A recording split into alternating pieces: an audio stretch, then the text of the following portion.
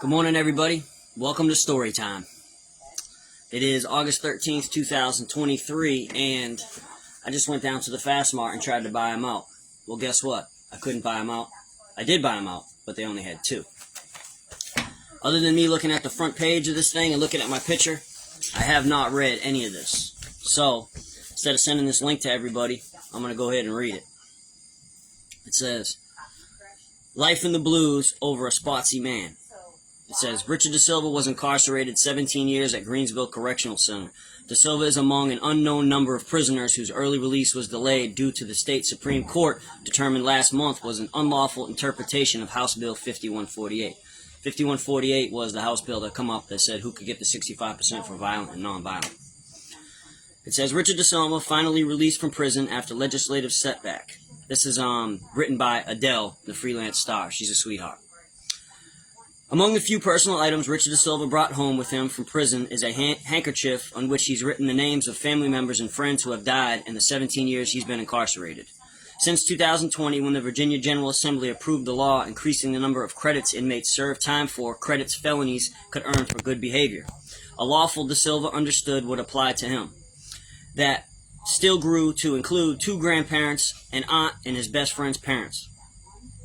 Last month, the Virginia Supreme Court determined the State Department of Corrections had been misinterpreting the law and keeping eligible inmates behind bars beyond their good time release dates. There's a bunch of dudes still in there that are going through exactly what I went through.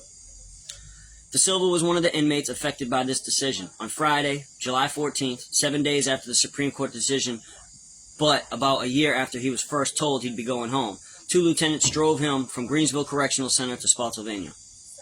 The next day, he woke up at 5:30 a.m., not for count, but to drink coffee in his mother's kitchen. It's nice to wake up and share a coffee with my mom, he said. I tap danced for them all the way.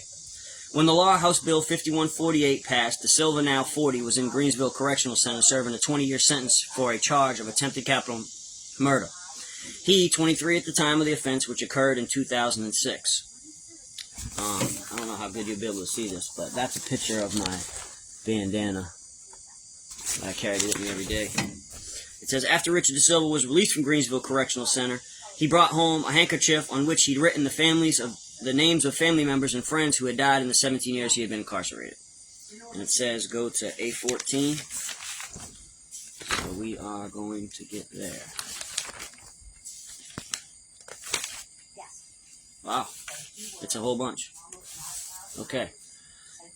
The new law allows inmates serving time for certain felonies to earn up to 15 days off of their sentences for every 30 days of good time behavior and participating in assigned programs. Previously eligible incarcerated individuals could earn a maximum of 4.5 days for every 30 served. House Bill 5148 was enacted in November of 2020 with a delayed effective date of July 1st, 2022, to give Virginia Department of Corrections staff to calculate new release dates for eligible inmates. That is true. And not exactly true, because the first House bill went out in 19, and they started letting people go in 20, but because the COVID hit so hard, they pushed everything back. They were changing it. They were double dipping. They were letting people go for parole, good time, and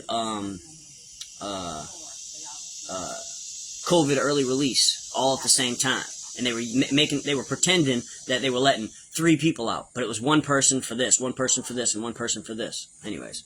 VA DOC had a 60-day window to release prisoners who new release dates came before July 1st, 2022. That's not 100% true neither, because most people were getting legal update sheets of what their release date was, and they were getting them put into their hand with their dates changed. Da Silva said he was told by prison officials in March 2022 that he was eligible for a program and that he would be released that year. Facts. He had been earning good time for 10 years. Prior to House Bill 5148, he had a calculated release date of 11/4/24. I got 9 years of level 1 good time. Technically, it's not 10. He had a job at the Greensville Commissary and completed numerous education programs while in VA DOC facilities. Shout out to all my coworkers over there at Commissary that are still passing out those bags. Including custodial maintenance course in behavioral thinking programs, thinking for a change, and preventing relapse by educating for parole success. Did all those. I tap danced for them all the way, Da Silva said. When House Bill 5148 passed, he made a note of the date, and he also packed his bag. I told myself, one day I'm going to grab this bag and leave, he said. I've been living out of a trash bag for years. His mom, Tammy Da Silva, spoke with Richard's counselor at Greensville in May, July, and August of last year.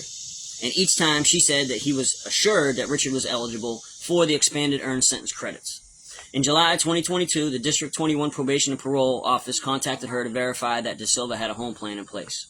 She told them yes, she had fixed up the basement apartment in her Spotsylvania home, where we're at right now, for Richard to live in, and purchased a red truck for him to drive to his job and his family's construction company. She postponed a scheduled surgery so that she'd be able to help her son re-enter society. In prison, Richard Da Silva fixated on the half-full tube of toothpaste he was currently using, which he stored in a plastic coffee mug, which he had marked off every year that he had been incarcerated. I feel like I should have had brought both of those little props out here so I could have showed y'all. The tube of toothpaste parable, let me get into that a little bit, okay? When you're in a situation like that, and you think that you're getting ready to go home, it isn't the monetary value of the toothpaste itself. It's only $3. Pretty much everybody can afford that. It's the fact that when you're looking at that tube of toothpaste and you're telling yourself, this is the last tube of toothpaste I'm going to need in the penitentiary. What you're doing is you're severing all the binds that hold you to that place, that keep you locked in that place. It says, I told myself this is the last tube of toothpaste I'll use in here, he said. But as the months of 2022 ticked by, his calculated release date stayed unchanged. The toothpaste in the tube ran out. That was extremely traumatic, he said. It really was. Conflicting opinions. Richard Da Silva is among an unknown number of prisoners whose early release was delayed due to what the state Supreme Court determined last month was an unlawful interpretation of House Bill 5148. After the bill was passed, the VA DOC sought an opinion from the Attorney General, Mark Herring. Herring provided an option in December of 2021 that found the law permits inmates convicted of attempted murder, like Da Silva, to earn the expanded sentence credits. But when the Attorney General, Jason Miyares, took office in 2022, the VA DOC sought a second opinion from him. Of course they did. Let's listen to the new guy that has no idea what's going on. In his April 2022 opinion, Miyares interpreted the law as someone as convicted of attempted or incoherent crime from eligible of the program. Eligibility. In October, the ACLU of Virginia sued the DOC over the interpretation, specifically on behalf of Stephen Priest. Hey, good looking out, Stephen Priest, who was convicted in 2013 of 2 counts of attempted aggravated murder. Priest, okay, here's another thing too.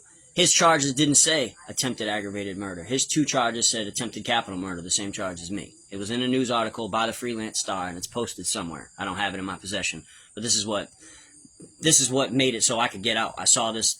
It's a long story. We'll just get to that later. Priest, initially sentenced to 14 years in prison, was scheduled for early release last year, but after the Miyares issued his opinion, the VA DOC determined that he was not eligible and pushed his release back to 2024. First of all, he only had 14 years, and he got locked up in 2013. He was supposed to get out in 2024. He had 2 counts of the same exact charge that I had. They gave me 30 years for 1 count of mine, with 10 years suspended with a 20-year sentence to serve. The Supreme Court of Virginia heard Priest's case and issued a ruling on July 6, thank God for that, in which he agreed that Herring and ordered the VA DOC to release Priest. Virginia Code S Section 53.1-202.3a enumerates a number of specific offenses that are also ineligible for expand earned sentence credits. Note on that, ever since the very first 2019 to 20 House bill came out, my charge 18.2-25, attempted capital murder of a police officer, was never on any of the lists. This is why we thought that I was going home the whole entire time. Notably, attempted aggravated murder is not one of the enumerated offenses. Thus, it would appear that there is no basis in the governing statutes for denying Priest expanded earned sentence credits on his attempted aggravated murder convictions. Justice Cleo Powell wrote in his opinion. A week after the decision, on Thursday, July 13th, Da Silva's counselor asked to see him in his office after he finished work at the commissary. Technically, she came to the commissary. And because this thing had happened to me so many times in the past, when she came to the window, I said, I don't know what you're doing here. We don't have a bag for you. Trying to make a joke with her because obviously she doesn't need commissary. And at which time she asked me, hey, I need you to follow me back to my office. And I was like, are you going to let me go home? You know, sarcastically. And she was like, no, but I need to talk to you. So, short story, we get to her office, and she's sitting in there, and she asked me what my home plan was. I said, the same home plan that I've had for the last 3 years when you guys keep asking me the same questions over and over. And she said, okay. So, she was like a little like smiley and stuff, and like I tried to lean in and flash the blue eyes on her, like maybe I could get some type of information out of her, but she wouldn't kick. She was like a safe. She kinds of sit back in her chair smiling, De Silva recalled. She asks me if any home plans are still the same. I told you I haven't read this thing. It says, De Silva told her it was. It had been the same for a year. It's actually 3 years. And he went back to his pod. He trained himself not to get his hopes up. You can't have hope after you've been beat down as many times as I have. The next day, Friday, July 14th, he called his mom to tell her about the conversation. She goes, "You've been slated for immediate release." De Silva said, "I said, what's immediate release?" When I told her I was going to work, and then we hung up. I told her not to get her hopes up, too. Everyone I talked to was so hopeful, but I didn't believe it. After work that day, De Silva went back to his cell to get ready for the afternoon count. There, he was met by the Greensville reentry coordinator with paperwork for him to sign. He still didn't believe that he was actually being released and told the staff member so. She said, "This paperwork has a date on it." I snatched it from her, he said. "I'm looking at the date, and I'm not really seeing it. The date is everything. I've never seen a date before." The date was July 14th, 2023. Everyone deserves a second chance. At home in Spotsylvania, a few weeks after his release, De Silva is still getting used to lots of things like air conditioning. Air conditioning's crazy, dude. It's cold in the house. Greensville was always clammy, he said, and people making direct eye contact with him. I said, if someone in prison makes eye contact with you, then something's about to happen most days. In prison, you don't really have as many people looking at you as you think that they would. Everybody's kind of like in their own lane doing their own thing. It's when somebody makes eye contact with you or starts looking over in your direction, you can pretty much bet that something's getting ready to happen. His family knows that if he's in a social situation and he says the word keys, it means he's getting overwhelmed and needs to leave right away. So that's a real thing. We went to a pool party, and I came up with a safe word. So anybody that I go out with and spend time with now, if the shit gets a little too overwhelming, I'm like, "Yo, give me the keys," and I'll peel wheels. Let everybody still do them and have fun and stuff like that, but I'll be over at the car waiting to roll. He's met with his probation officer and is working on getting his ID so he can get his driver's license. Let's put a little side note on that, because that's been a struggle.